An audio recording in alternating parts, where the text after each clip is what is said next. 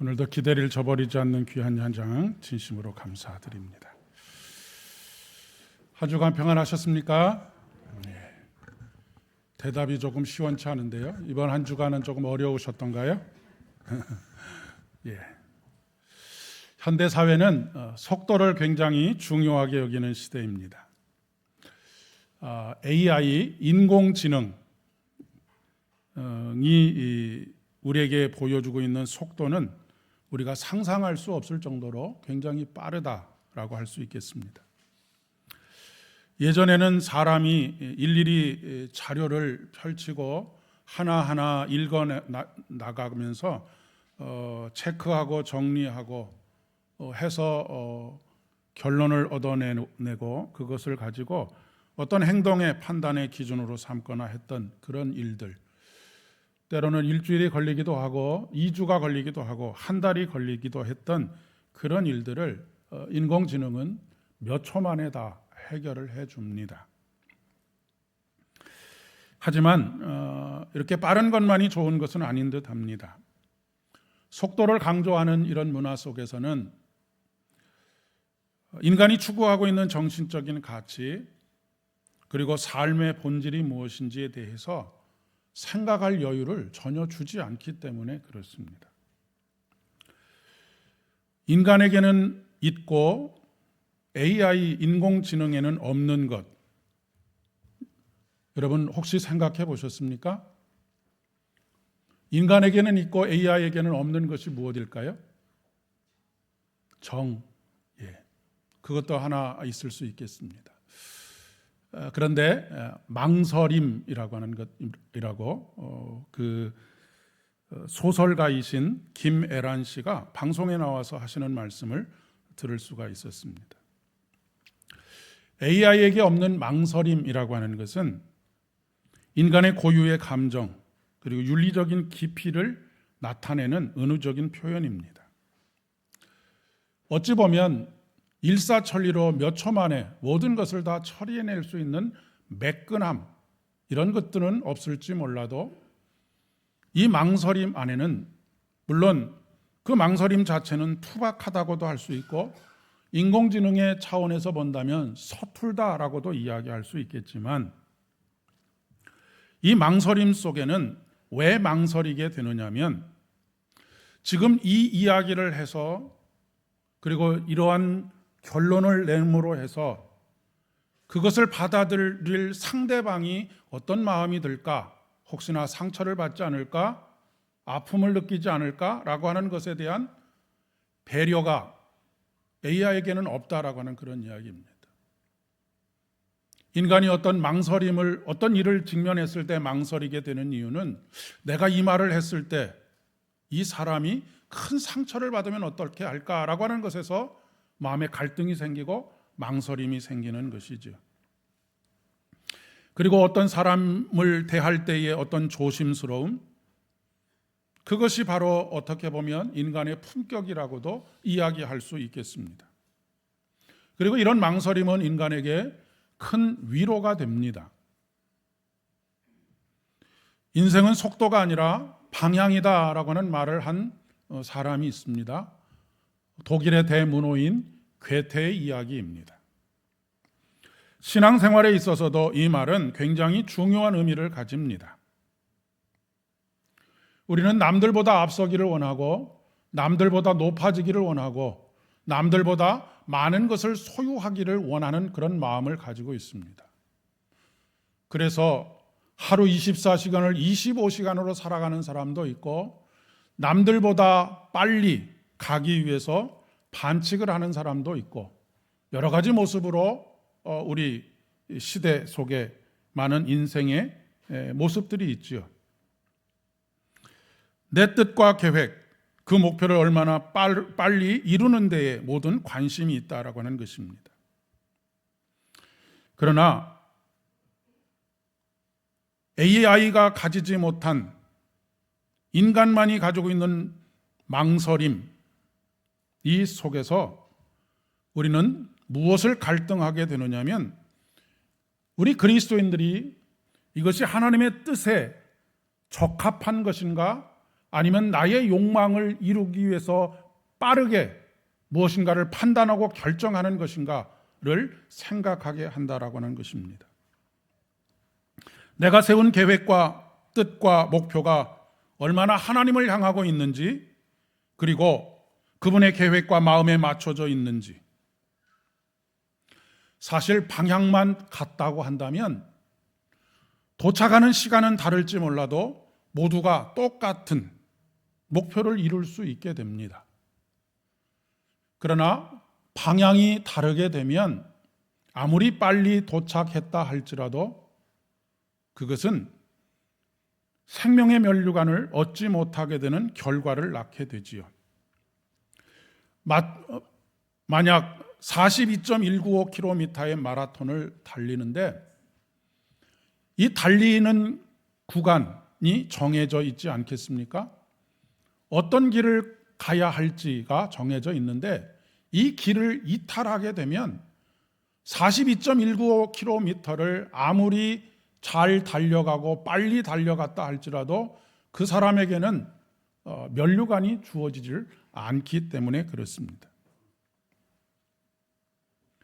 게다가 잘못된 열심은, 잘못된 빠른 판단과 결정은 때때로 사람을 죽일 수도 있습니다.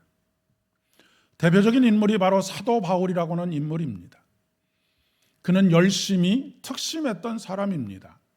그리고 그의 판단력과 실행력은 타의 추종을 불허할 만한 사람이었습니다. 그는 한번 예수를 따르는 사람들을 잡아 죽여야 되겠다라고 판단이 되니 살인 면허를 가지고 예수 믿는 사람들을 찾아다니는 그런 기민함을 보였던 사람입니다.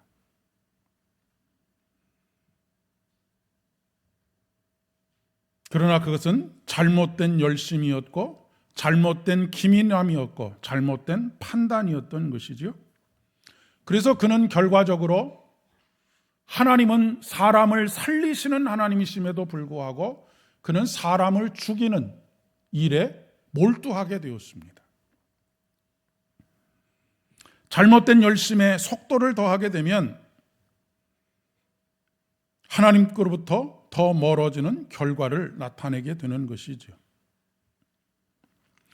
오늘 누가복음 본문에 보면 엠마오로 가는 두 제자의 이야기가 기록되어져 있습니다. 이들은 예수님의 12 제자들 중에는 포함되지 않는 사람들입니다. 성경을 연구하는 사람들에 의하면 특이한 3가지 정도로 이 두 사람이 누구인지를 추측하고 있는데 그 중에 한 사람은 글로바라고 하는 사람이라고 하는 것이 오늘 성경에 기록되어져 있죠. 그런데 다수의 학자들이 이야기하는 것은 아마도 이 또 다른 한 제자는 글로바의 아내였을 것이다 라고 그렇게 추정을 합니다. 지금도 그렇지만 이 당시에 남자들보다 훨씬 뛰어나게 예수님을 따르고 예수님을 섬기며 그렇게 공식적인 의미에서의 제자로서의 자리에는 있지 못했지만 그 일들을 훌륭하게 수행하는 여제자들이 있었습니다. 그들은 지금 예루살렘을 뒤로 하고 엠마오로 향하고 있습니다. 왜냐하면 그는 인생에서 단 한 번도 경험해 보지 못했던 충격적인 사건을 경험했기 때문입니다.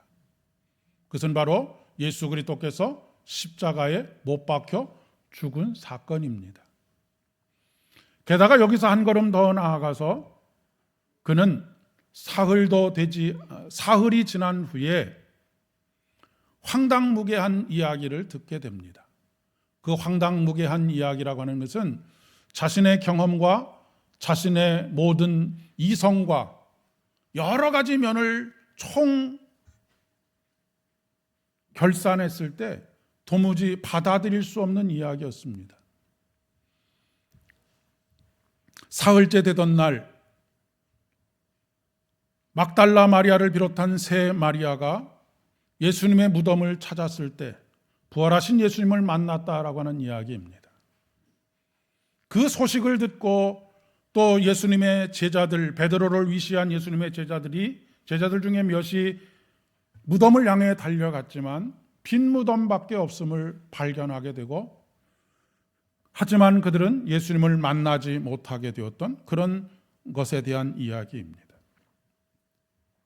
만약 이런 이야기들을 AI에다가 넣었다면 AI가 나타낸 결론은 무엇이겠습니까? 부활은 없다 라고 하는 결론을 맺었을 것입니다. 아마도 이 엠마오로 가던 두 제자, 이 제자도 그동안 자기가 생각해왔던 것, 자신이 경험해왔던 것, 자기의 사고의 한계 속에서 지금 이 사건을 바라보고 있는 것이죠. 그렇기 때문에 예루살렘을 등질 수밖에 없었습니다. 다시는 예수를 만날 일도 없을 것이고, 그러니 예수를 따를 일도 없을 것이고, 그러니 예수를 위해서 살아야 할 아무런 이유가 없었기 때문입니다. 예루살렘은 더 이상 머물러 있을 곳이 되지 못했던 것입니다. 이런 기분은 마치 군대 생활이 힘들었던 사람이 군대가 있는 곳을 향해서는 오줌도 누지 않는다라고 하는 마음하고 비슷하지 않을까 싶은 생각이 듭니다. 그들은 미련을 전혀 가지지 않고 고향을 향하고 있었습니다. 하지만 그들이 며칠 사이에 경험했던 그 경험들은 그들에게 너무나 충격적이었기 때문에 계속해서 길을 가면서 그 이야기들을 나누고 있었던 것이죠. 그때 그들과 함께 동행하는 한 사람이 있었고, 그 사람이 한참을 동행하다가 그들이 나누는 이야기 속에 끼어들게 됩니다. 부활하신 예수님입니다. 그 예수님께서 그들에게 물으십니다. 너희가 길 가면서 서로 주고받는 이야기가 무엇이냐라고 묻고 있습니다. 그러나 부활하신 예수님을 그들은 알아보지를 못했습니다. 그들의 눈이 가리워졌기 때문이다라고 그렇게 말씀하고 있습니다.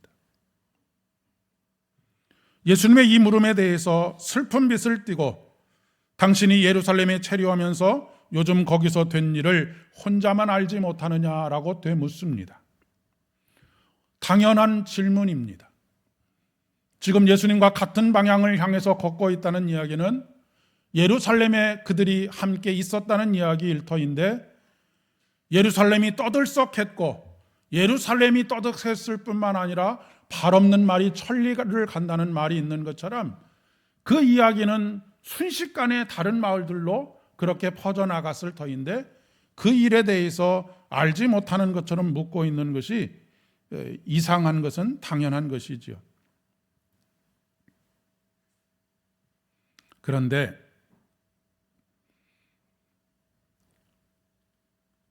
그들이 그동안 되어졌던 일들을 이야기하지요. 그리고 거기에 더해서 무덤을 찾아갔던 여인들과 또 그 이야기를 듣고 찾아갔던 제자들의 이야기를 해주고 있습니다.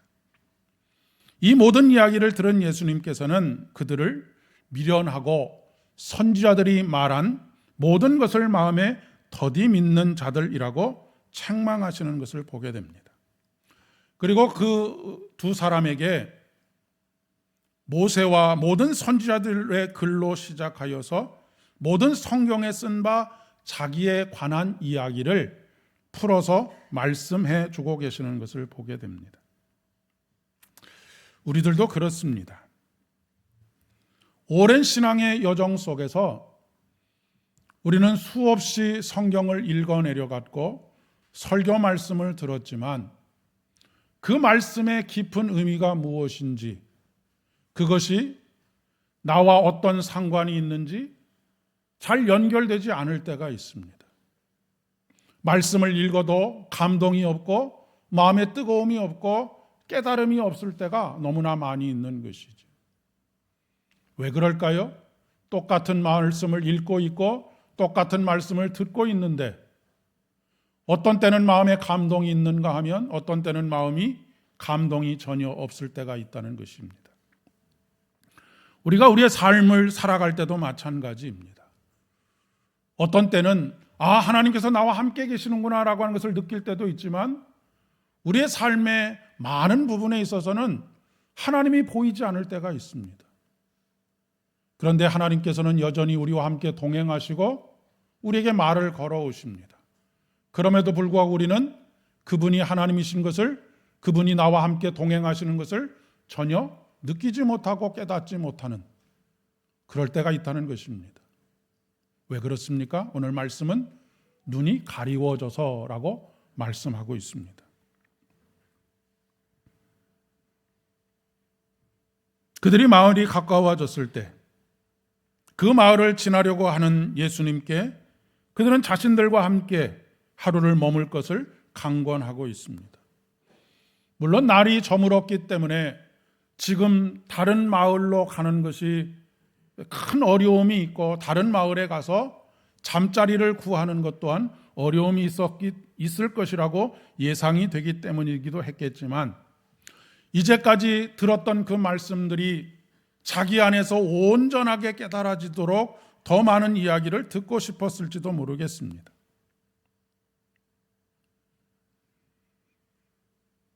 함께 예수님과 유하게 되었을 때 예수님께서는 그들에게 떡을 떼어주시면서 떡을 떼어주셨을 때 그들의 눈이 밝아지게 되었습니다. 보게 되었다라고 하는 것은 단순히 부활하신 예수님을 이제는 확인하게 되었다라고 하는 의미를 뛰어넘습니다. 그동안 자기가 모세와 선지자들을 통하여서 모든 성경을 통하여서 읽었던 것들이 비로소 깨달아지고 알아지게 되었다라고 하는 것입니다.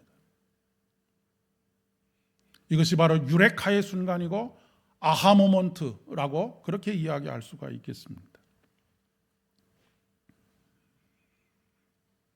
그들의 눈이 밝아지게 되었을 때 그들은 삶의 방향을 전환하게 되었습니다. 이제까지 보지 못했던 세계를 보기 시작했기 때문입니다. 여러분, 보는 세계와 보지 못한 세계는 다른 세계가 아닙니다.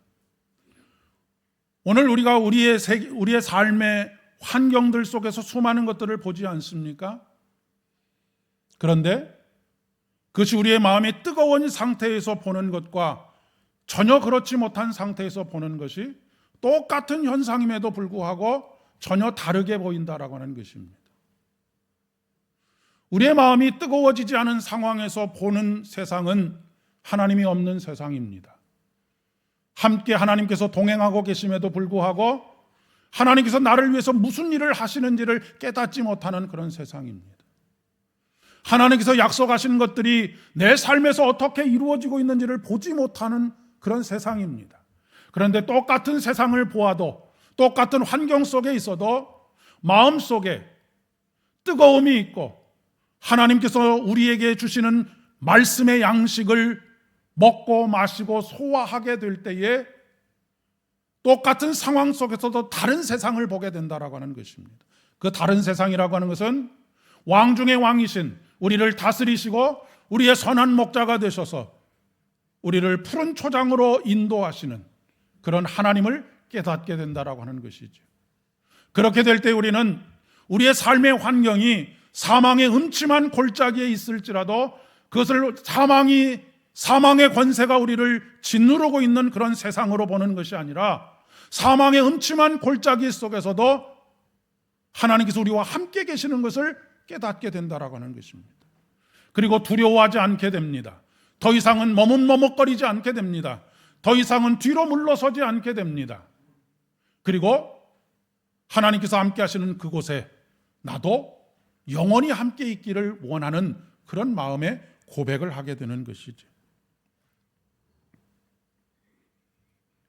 우리들도 인생의 길을 걸어가면서 우리 주님께서 함께 동행하시는 것을 깨닫지 못할 때가 굉장히 많이 있는데, 왜냐하면 여전히 익숙한 삶의 방식에 갇혀서 살아갈 때입니다. 그것이 고정관념이라고 하는 것이죠.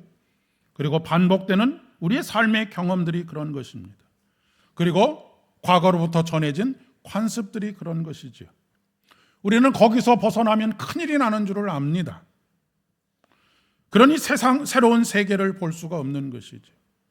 우리가 볼 수 있는 것은 늘 뻔하게 우리가 예상할 수 있는 그런 세계만 우리가 보고 삽니다.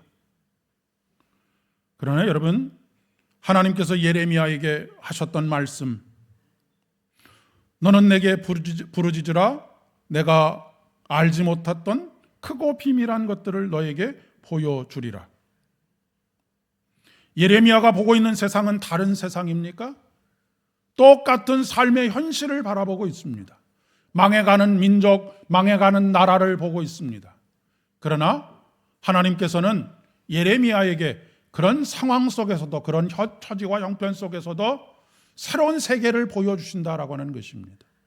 그것은 바로 하나님께서 약속하셨고 하나님께서 멸망해가는 나라와 민족을 70년 후에 반드시 다시 오게 하시겠다라고 말씀하시는 그 약속을 어떻게 행하는지를 눈으로 확인하고 그것이 죽음의 골짜기가 아니라 생명의 골짜기가 되어지는 것을 보게 되었다라고 하는 것입니다.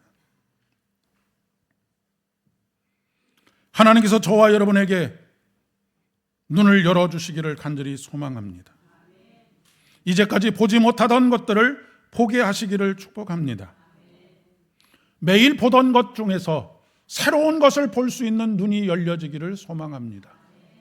그러기 위해서는 하나님께서 우리의 마음속에 깨달음을 주시고 뜨거움을 허락해 주셔야 합니다. 이 뜨거움은 어디서부터 비롯되느냐 하면 우리의 삶의 방향을 바꾸는 일, 바로 회개하고 회심하는 일로부터 비롯되는 것입니다. 올바른 방향을 향하여 가려고 하면 지금 내가 서 있는 곳이 어디인 줄을 알아야 합니다.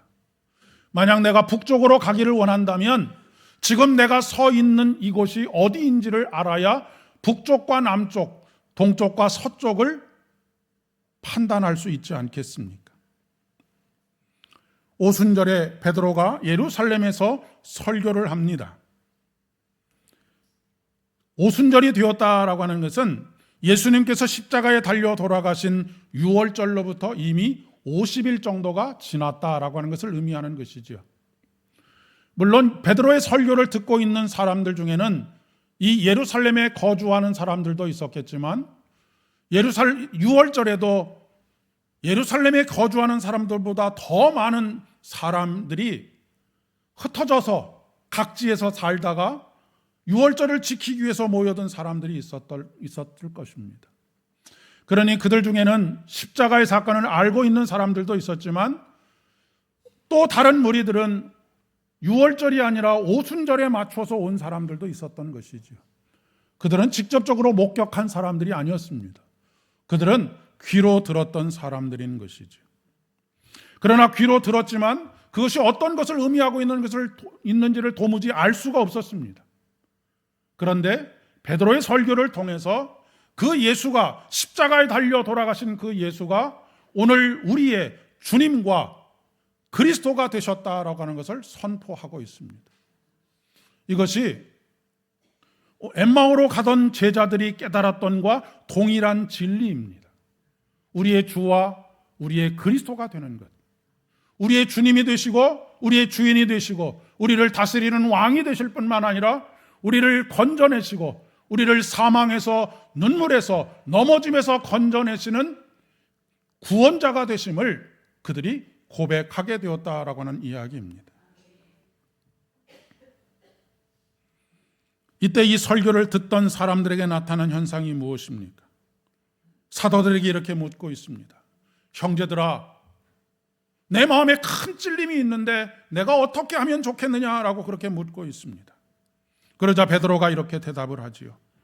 너희가 회개하여 각각 예수 그리스도의 이름으로 세례를 받고 죄 사함을 받으라. 그러면 성령을 선물로 받으리니 라고 말씀하고 있습니다. 여러분, 성령은 생명의 영입니다. 살리시는 영입니다. 사망 권세가 그들을 다스리고 있었던 상황에서 이제는 살리시는 영이신 성령께서 그들을 매일매일 살게 하시고 그들이 성령과 함께 동행하게 될 때 매일매일 살리는 삶을 살게 될 것을 말씀하고 있는 것이죠. 식후에 엠마오로 가던 두 제자는 비로소 예수님께서 길에서 하셨던 말씀을 들을 때에 그들의 마음이 뜨거워졌던 것을 이야기합니다. 그리고 그 밤에 바로 즉시로 예루살렘으로 돌아갔다라고 성경은 기록하고 있습니다. 여러분, 그냥 인간적으로 본다면 밤이 이미 저물었습니다. 저녁밥도 먹었습니다. 그러면 마음속에 오늘 밤은 여기서 머물고 내일 예루살렘으로 돌아가면 되지라고 생각할 수 있습니다. 그러나 여러분, 그 밤 사이에 어떻게 마음이 변할지 모르는 것이 인간입니다. 사단이 인간에게 꾸미는 가장 간교한 계획가 무엇이냐면, 야, 오늘만 날이냐? 내일 해라 라고 하는 것이지요. 그러나 인간에게 있어서 내일은 없습니다. 내일은 또 다른 오늘이기 때문에 그렇습니다. 인간은 내일이 되면 또 그날이 되어서 아이고 내일 하지, 오늘만 날인가? 우리에게 창창한 날들이 있는데 라고 그렇게 이야기를 하지요. 제가 목회를 하면서 경험했던 일들 중에 한 가지이기도 합니다. 어떤 일이 꼭 교회에 필요하고 기도하다가 그 일을 맡아주실 분을 생각하게 되고 그 일을 제안하게 됐을 때 많은 분들이 목사님, 제가 올 연말에 마음에 결단하겠습니다. 내년 초부터 할게요 라고 하시는 그런 말씀을 하시는 분들이 있습니다. 물론 그 약속을 잘 지키시는 분도 계시지만 거의 대부분은 연말이 되어도 또 새해가 되면 다른 핑계가 생깁니다.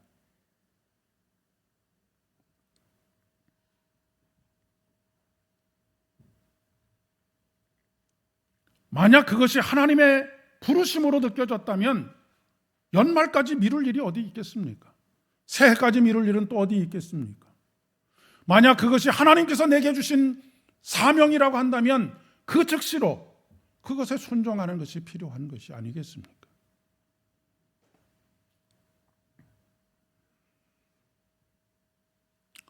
눈앞의 이익을 생명보다 먼저 택할 때 우리는 생명의 주님을 볼 수가 없습니다. 강자에게 무릎을 꿇고 약자를 외면할 때 우리는 생명의 주님을 볼 수가 없습니다. 두려움 때문에 진실을 외면할 때 우리는 생명의 주님을 볼 수가 없습니다. 그런 삶의 방식으로 계속해서 살아갈 때 우리는 생명의 주님을 볼 수가 없습니다. 그것은 살리는 삶의 방식이 아니라 죽이는 삶의 방식이기 때문에 그렇습니다. 우리는 우리 자신의 이익이나 단체의 이익이나 효율성을 따지기 이전에 가장 먼저 생각해야 될 것이 이것이 사람을 살리는 일이냐, 이것이 하나님의 사랑과 은혜를 나누는 일이냐를 먼저 생각해야 한다라고 하는 것입니다. 이번 주일이 총회가 정한 장애인 주일입니다. 우리나라 국민의 약 5% 정도가 장애인입니다. 5%면 5천만을 생각했을 때 250만 명 정도가 장애인입니다. 그런데 그 중에 선천적으로 장애를 가지고 태어난 사람은 20%밖에 되지 않습니다. 80%가 후천적인 장애인입니다. 그 얘기는 뭐겠습니까? 우리 모두가 다 장애인이 될 가능성이 다 있다라고 하는 것입니다. 그런데 우리는 나는 절대로 장애인이 되지 않을 것처럼 생각하고 판단하고 결정합니다. 그리고 행동합니다. 마치 모든 인간은 다 죽는데도 불구하고 나는 죽지 않을 것처럼 매일매일의 삶 속에서 영원히 살 것처럼 행동하는 것과 똑같이 행동한다라고 하는 것입니다.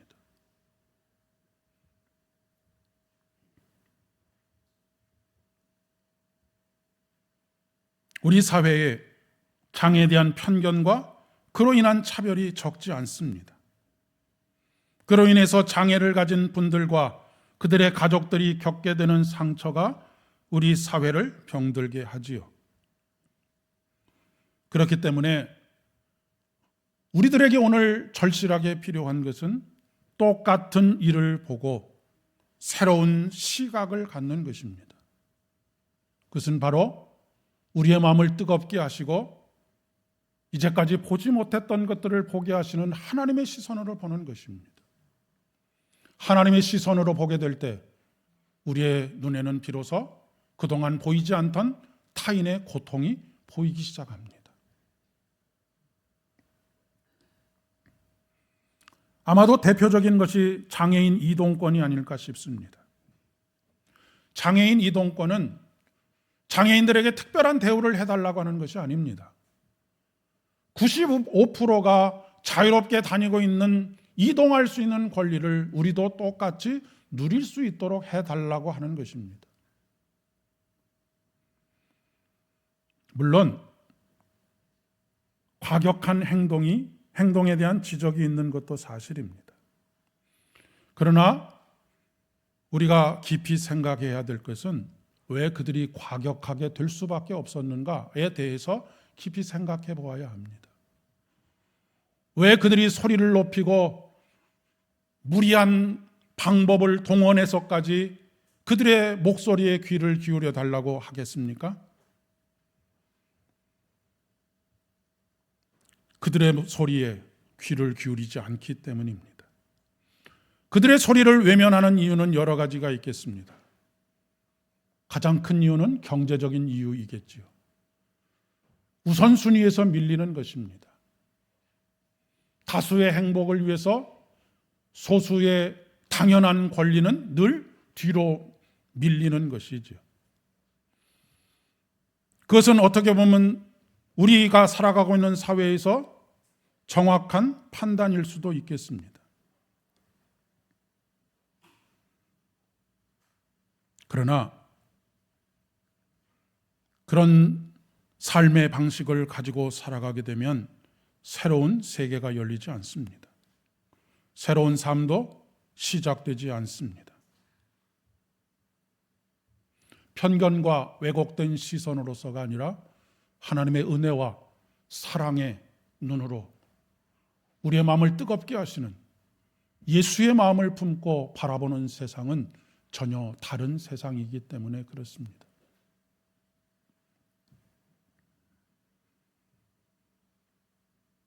이렇게 장애에 대한 편견과 차별의식을 가지고 있는 우리들이 우리 자신이 영적으로 눈이 가리워졌다라고 하는 사실은 깨닫질 못합니다.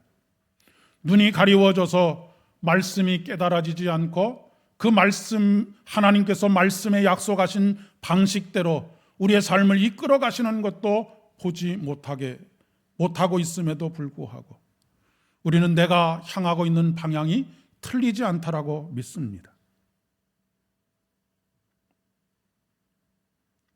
사랑하는 여러분, 다시 한 주간의 삶의 터전으로 나아갑니다.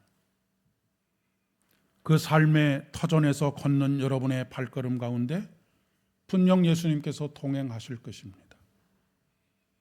그런데 우리의 눈이 가리워져서 동행하시는 예수님을 보지 못하고 깨닫지 못하는 그런 어리석은 시간들 되지 않기를 소망합니다.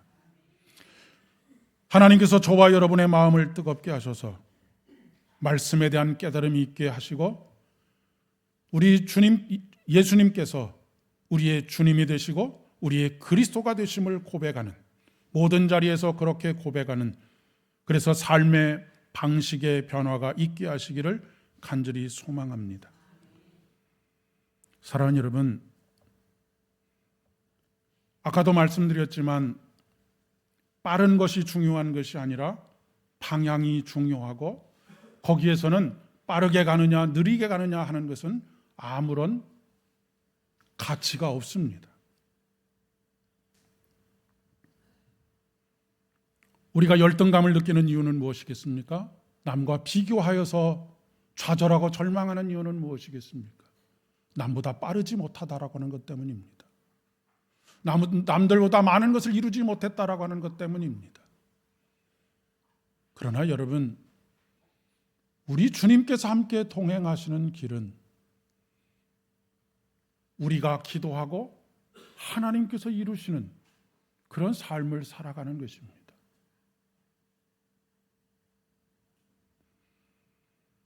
여전히 비교하고 열등감에 쩔어 시기하고 질투하는 삶의 방식이 아니라 한 영혼을 소중하게 여기고 하나님의 사랑으로 행동하는 삶의 방식이 우리의 삶의 방식이 되어지기를 소망합니다. 그 하나님께서 사망에서 여러분을 건지시고 눈물 나는 삶의 현실에서 여러분을 건지시고 넘어진 여러분의 인생의 여정 속에서 여러분을 건지시기를 축복합니다. 그래서 시인의 고백처럼 내가 생명이 있는 땅에서 여호와 앞에 행하겠습니다라고 고백하는 저와 여러분 되실 수 있기를 진심으로 축복합니다. 기도하겠습니다. 오 주님, 감사합니다. 오늘 우리의 마음을 말씀 가운데 뜨겁게 하여 주시고 그 가운데 새로운 세계를 볼 수 있는 눈을 열어주시니 감사를 드립니다. 우리의 삶의 방식을 즉각적으로 바꾸게 하여 주시고 하나님의 사랑의 방식, 살리는 삶의 방식으로 살아낼 수 있도록 오늘도 성령께서 우리 가운데 역사하여 주시옵소서. 예수님의 이름으로 기도드립니다.